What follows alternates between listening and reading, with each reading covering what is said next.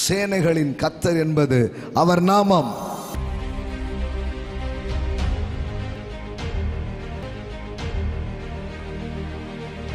வேதம் சொல்லுகிறது எல்லா நாமத்திலும் மேலான நாமம். ஆமென். In the name of Jesus.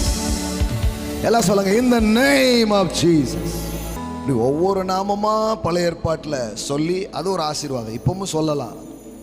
ஆனால் ஒன்று ஒன்றா சொன்னாலும் ஒன்று தான், ஒரே பேரை சொன்னாலும் ஒன்று தான். ஆமென். சொல்லுங்க, in the name of Jesus. இயேசுவின் நாமத்தில் எழுந்து நட. இயேசுவின் நாமத்தில் வியாதியே போ. ஆமென். அந்த நாமம், அப்ப எந்த நாமத்தை யூஸ் பண்றோமோ அந்த சத்துவம், அந்த சக்தி அங்க என்ன பண்ண ஆரம்பிக்குது, வெளிப்பட ஆரம்பிக்குது. தாவீது கோலியாத்துக்கு எதிராக யுத்தம் செய்ய போகிறான். எல்லாம் சொல்லுங்க, Christian life is a battle. ஆமென்.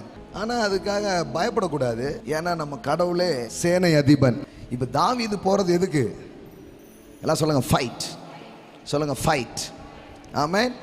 யுத்தத்துக்காக போறான். யுத்தத்துக்கு போறான். அவன் சொல்றான், நீ நிந்தித்த இஸ்ரவேலுடைய இராணுவங்களின் தேவனாகிய சேனைகளின் கர்த்தருடைய நாமத்தில் உன்னிடத்தில் வருகிறேன்.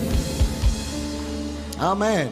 But I came to you in the name of the Lord of hosts, the God of armies of Israel. Amen. Amen. Hallelujah. The Lord of hosts. Amen. இராணுவங்களின் கடவுள், சேனைகளின் கர்த்தர் என்பது அவர் நாமம். ஆமென். அந்த பேர்ல போனதுனால பாருங்க, கோலியாத்தை ஆல நிக்க முடியல, வெற்றி தாவீதுடையதாய் மாறி. ஆமென். பாருங்க, இன்னைக்கும் நாம் ஒரு போரில் இருக்கிறோம். ஆமென். எல்லாம் சொல்லுங்க, சண்டை செய்வோமா?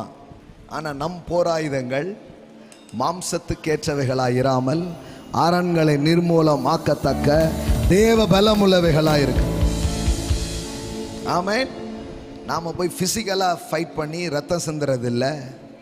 ஏன்னா வேதவசனம் சொல்லுகிறது, நமது போராயுதங்கள் மாம்சத்துக்குரியவைகளாய் இராமல். அப்போ எது நம்முடைய போராயுதம்? கடவுளுடைய வார்த்தை, கடவுளுடைய நாமம், இயேசுவின் ரத்தம்.